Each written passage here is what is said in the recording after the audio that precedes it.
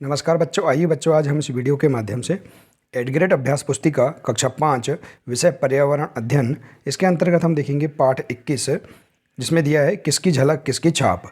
देखिए बच्चों, हम इस पाठ के अंतर्गत दिए गए सभी प्रश्नों के आंसर हम अपनी पाठ्य पुस्तकों से किस प्रकार से पूर्ण कर सकते हैं, आइए आज हम इस वीडियो के माध्यम से जानेंगे। तो आइए देखते हैं इस पाठ के सभी प्रश्नों के आंसर। देखिए पहला प्रश्न है, प्रश्न तुम्हारे परिवार के किसी सदस्य से तुम्हारा चेहरा या कुछ और मिलता है क्या क्या।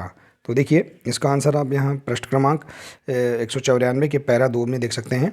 हाँ, तो देखिए हाँ, हमारे परिवार में हमारी बहन से हमारा चेहरा व आदतें मिलती हैं। तो देखिए बच्चों, आप अपने परिवार में आपका चेहरा किससे मिलता है आप यहाँ पर बता सकते हैं, और आदतें भी किससे मिलती हैं आप बता सकते हैं। ठीक है, इसके बाद देखिए अगला प्रश्न है, नीलिमा के बाल उसकी नानी की तरह घुंघराले हैं, इसी प्रकार तुम्हारी खास पहचान किससे मिलती है, तालिका पूर्ण करो। तो तुम्हारी खास पहचान किससे मिलती है, जैसे चेहरा हमारी माँ से मिलता है, आदतें हमारी बहन से, और आँख हमारे पापा से। तो इस प्रकार से आप यहाँ पर इस प्रश्न का आंसर बता सकते हैं। आप अपने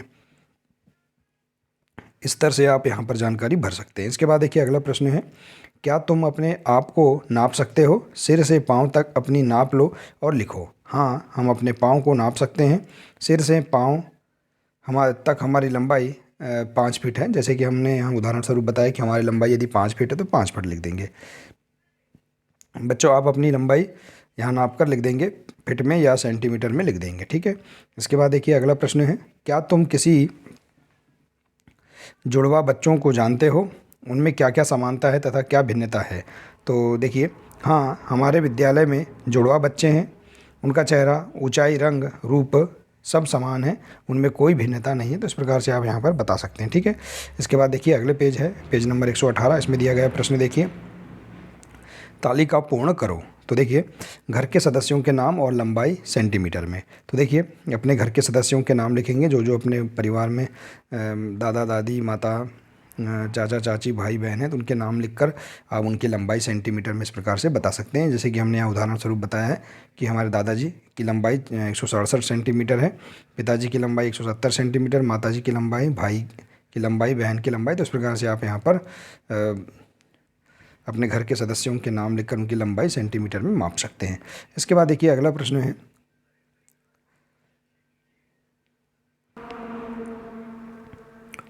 छठवां प्रश्न है, माँ बाप को पोलियो है तो बच्चों को भी हो सकता है क्या। तो देखिए आप इस प्रश्न का आंसर पृष्ठ क्रमांक 199 शिक्षक संकेत से भर सकते हैं। तो देखिए नहीं, पोलियो जीवाणु से फैलता है, पोलियो जन्मजात नहीं होता। ऐसा नहीं होता कि माँ बाप को पोलियो है तो बच्चे को भी होगा।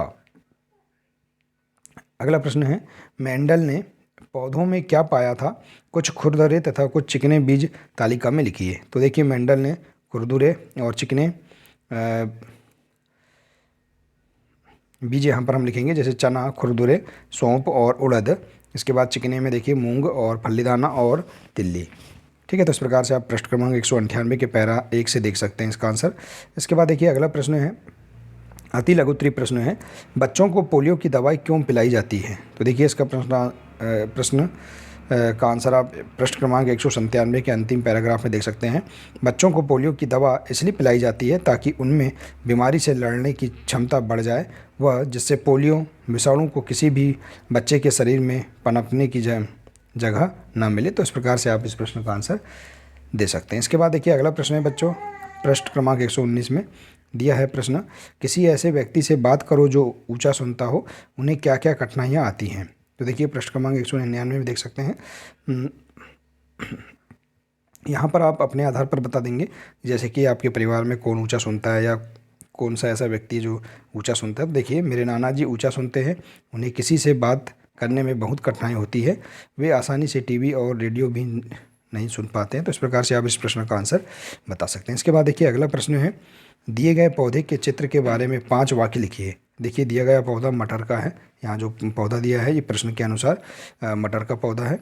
मटर एक फूल धारण करने वाला द्विबीजपत्री पौधा है, इसकी जड़ में गांठें होती हैं और मटर का पौधा हरे रंग का होता है। तो इस प्रकार से आप यहाँ पर इस प्रश्न का आंसर बता सकते हैं। देखिए इसी प्रकार से इसकी फली सब्जी के काम आती है और इसकी फली लंबी, चपटी और अनेक बीजों वाली होती है। तो इस प्रकार से आप यहाँ पर इस प्रश्न का आंसर अपनी पाठ्यपुस्तक के अनुसार ही दे सकते हैं। तो देखिए बच्चों, इस प्रकार से हम इस पाठ के अंतर्गत दिए गए सभी प्रश्नों के आंसर अपनी पर्यावरण की पाठ्यपुस्तक के अनुसार ही हम इनका अध्ययन करके इन प्रश्नों के आंसर लिख सकते हैं। तो बच्चों, आशा है कि आपको इसके अंतर्गत सभी प्रश्नों के आंसर समझ में आ गए होंगे। बच्चों, आज के लिए सिर्फ इतना ही है। मिलते हैं इसी प्रकार से नेक्स्ट वीडियो में। नमस्कार।